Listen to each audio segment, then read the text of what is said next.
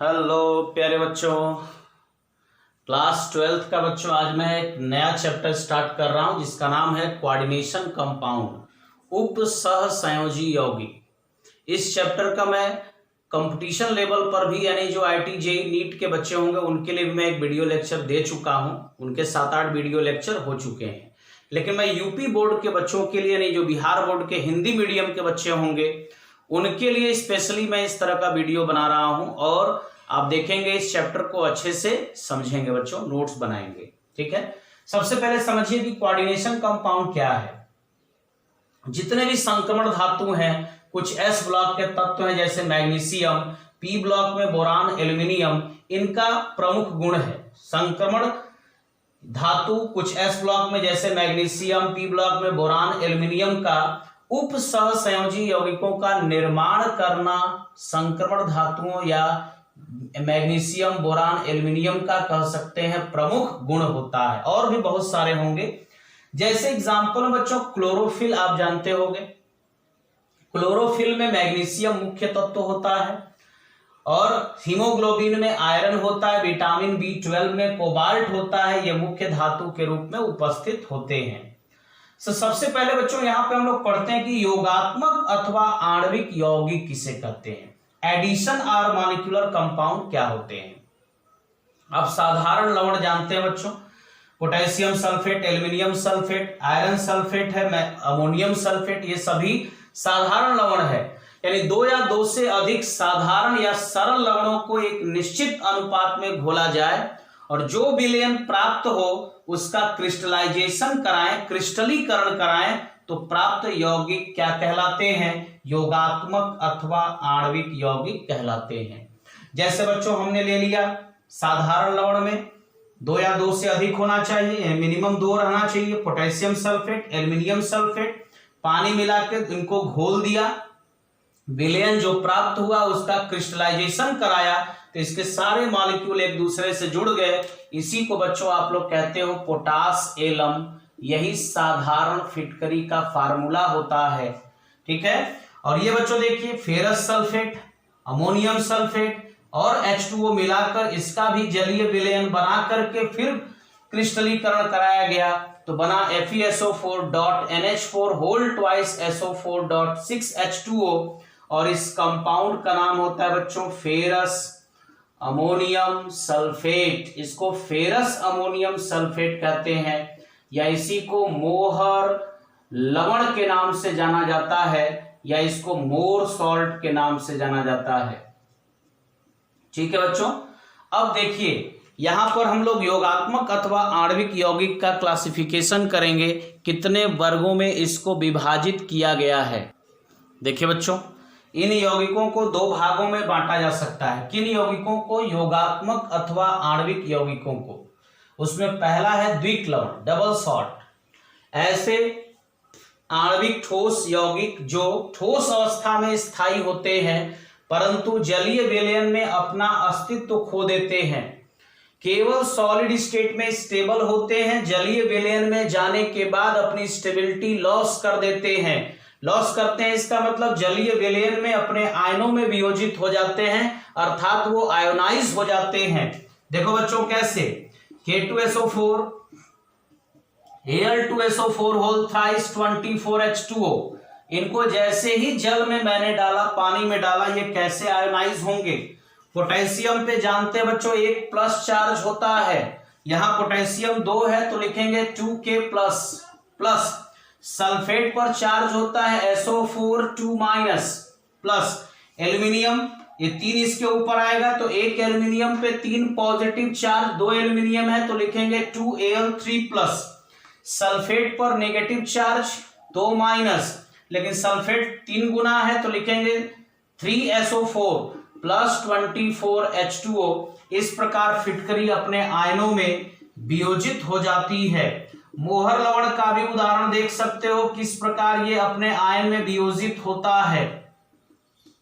इनमें भी, इनको भी अगर जलीय विलयन में डाला जाएगा या जल में डाला जाएगा तो देखिए कैसे अपने आयन में वियोजित होंगे। सल्फेट पे 2 नेगेटिव चार्ज, जितना सल्फेट पे नेगेटिव चार्ज तो आयरन पे उतना पॉजिटिव, और ये चीजें बच्चों 9th क्लास में बताई जाती है, किस रेडिकल, किस मूलक पर कितना चार्ज होता है। जिसके ऊपर पॉजिटिव चार्ज है वो क्षारीय मूलक बेसिक रेडिकल, जिसके ऊपर नेगेटिव चार्ज है वो एसिड रेडिकल। इस चैप्टर में भी मैं आपको चार्ज बच्चों लिखवाऊंगा जब लिगेंड का हम लोग नामकरण करेंगे उस समय। यहां पर देखिए NH4 पे प्लस चार्ज, लेकिन होल ट्वाइस है तो लिखेंगे 2NH4 plus SO4 2 minus plus 6H2O। इसका मतलब जो द्विक लवण होते हैं वो केवल सॉलिड स्टेट में स्टेबल होते हैं, जलीय विलयन में जाने के बाद अपना अस्तित्व खो देते हैं। इन्हीं को बच्चों हम लोग कहते हैं द्विक लवण। अब यहां समझिए नेक्स्ट जो हमारा दूसरा पॉइंट है वो है बच्चों जटिल लवण, जिसको आप कहते हो कॉम्प्लेक्स सॉल्ट, जटिल लवण। और जटिल लवण जो होते हैं वो ठोस अवस्था के साथ साथ जलीय विलयन में भी अपने अस्तित्व को बनाए रखते हैं। तो ऐसे आणविक यौगिक जो ठोस अवस्था के साथ जलीय विलयन में भी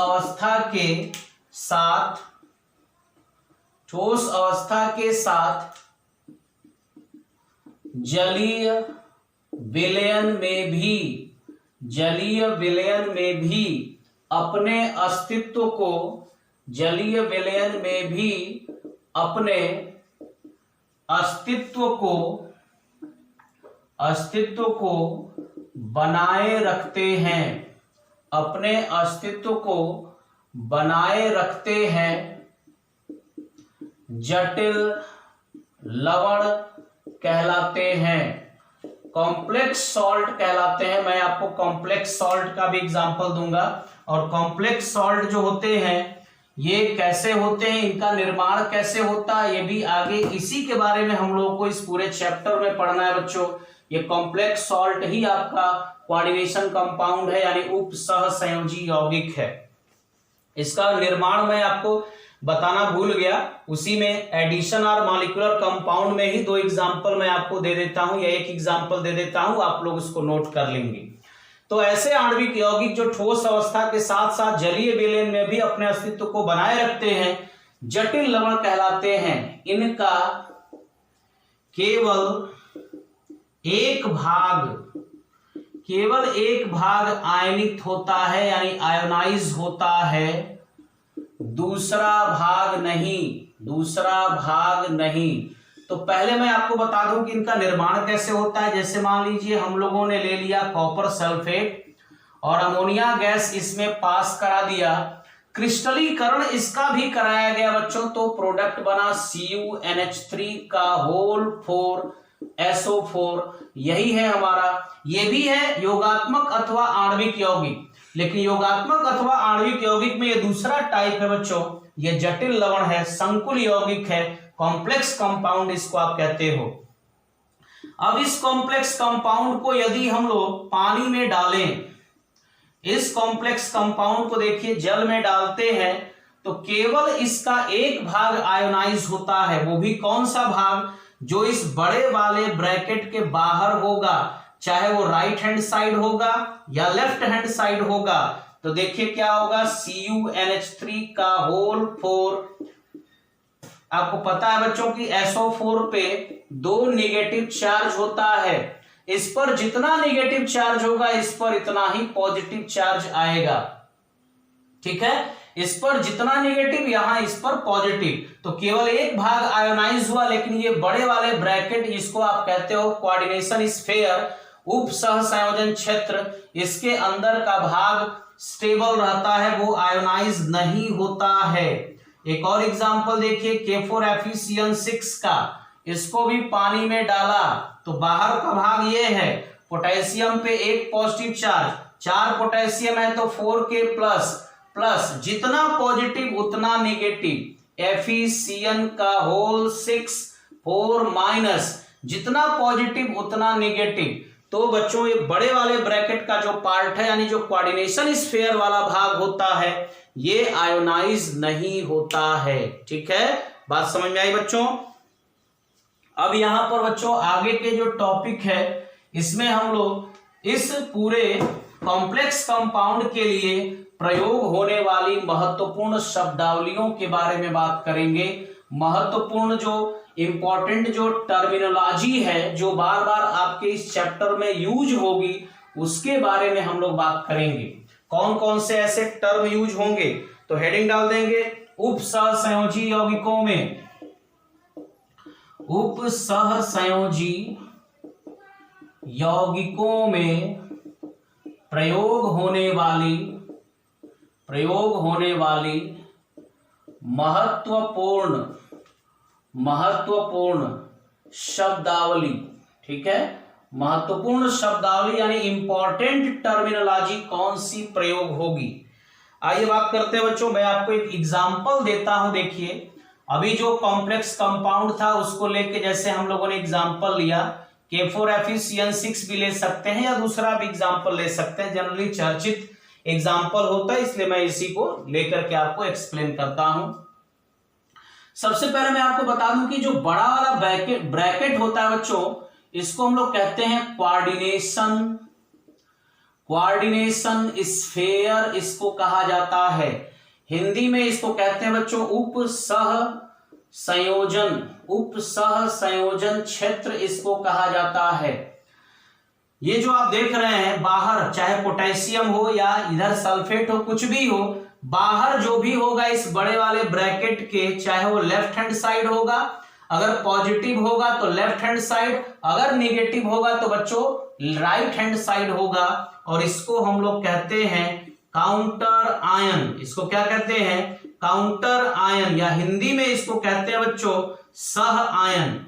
अब देखिए यहां पर इस आयरन को क्या कहते हैं? इसको बच्चों कहते हैं सेंट्रल मेटल एटम, इसको कहा जाता है सेंट्रल मेटल एटम, यानी इसको हिंदी में कहते हैं केंद्रीय धातु परमाणु। इसको केंद्रीय धातु परमाणु कहते हैं, सेंट्रल मेटल एटम CMA के नाम से जाना जाता है।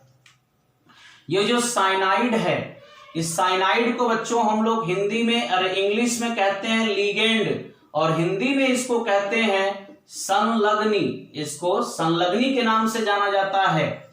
अब आप समझिए कि ये जो लिगेंड होता है वो आयरन के साथ क्या करता है, यानी यहां पर मैं एक लिगेंड का आपको डेफिनेशन भी लिख दूं, ठीक है। ऐसे अणु, ये लिगेंड का डेफिनेशन हो गया यहीं पे, ऐसे अणु परमाणु अथवा आयन, ऐसे अणु परमाणु अथवा आयन जो CMA के साथ, CMA मतलब बच्चों आप समझते हो सेंट्रल मेटल एटम, यानी ये आपका जो CMA के साथ उपसहसंयोजी बंध यानी कोऑर्डिनेट बॉन्ड। उपसहसंयोजी बंध मतलब ये एरो वाला बंध होता है, इसी को हम लोग कोऑर्डिनेशन कंपाउंड कहते हैं, इसी को कोऑर्डिनेट बॉन्ड कहते हैं। उपसहसंयोजी बंध से, या ये लिख सकते हैं ऐसे अणु परमाणु अथवा आयन जो CMA के साथ उपसहसंयोजी बंध बनाते हैं, लिगेंड कहलाते हैं। यानी उपसहसंयोजी बंध बनाने का मतलब है बच्चों की लिगेंड जो होते हैं वो इस केंद्रीय धातु परमाणु को इलेक्ट्रॉन युग्म प्रदान करते हैं। यानी हम लोग लिख सकते हैं जो लिगेंड होते हैं वो इलेक्ट्रॉन युग्म दाता क्या होते हैं बच्चों? इलेक्ट्रॉन युग्म दाता होते हैं। इसको इंग्लिश में कहते हो इलेक्ट्रॉन पेयर डोनर होते हैं।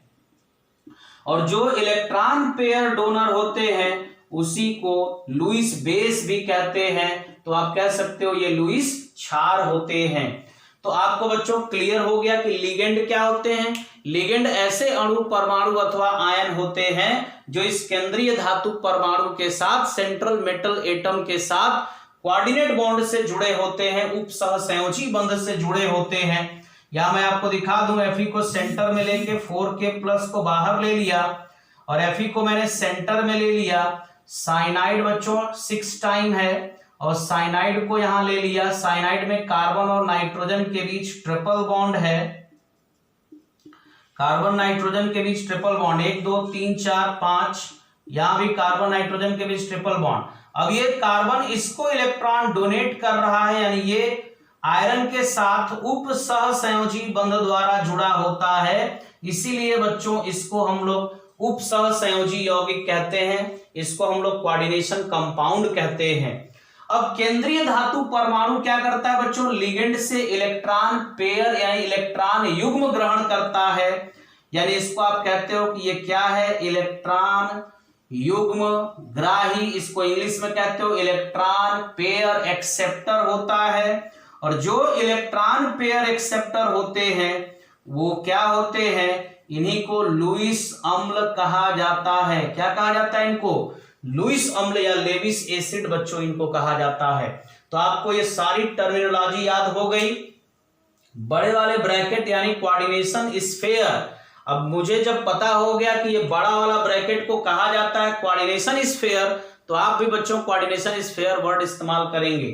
कोऑर्डिनेशन स्फीयर के जो बाहर होते हैं, चाहे वो लेफ्ट हैंड साइड में या राइट हैंड साइड में, जैसे CuNH3 होल 4 में, यहां पर आपका देखिए कोऑर्डिनेशन स्फीयर के राइट हैंड साइड में सल्फेट है, तो यहां काउंटर आयन हमारा सल्फेट हो गया, इसमें लिगेंड हो गया अमोनिया, इसमें सेंट्रल मेटल एटम सीएम में कौन हो गया, हमारा कॉपर, और ये अमोनिया हो गया हमारा लिगेंड, और ये कॉपर सल्फेट हो गया बच्चों काउंटर आयन। तो इस वीडियो लेक्चर में बच्चों आपको इतना, क्योंकि मैंने आपको ऑफलाइन में भी इतना पहले वीडियो लेक्चर में पढ़ाया था, अब मैं सेकंड वीडियो लेक्चर में आपको आगे की सारी चीजें को बताऊंगा। ठीक है बच्चों, दैट्स ऑल।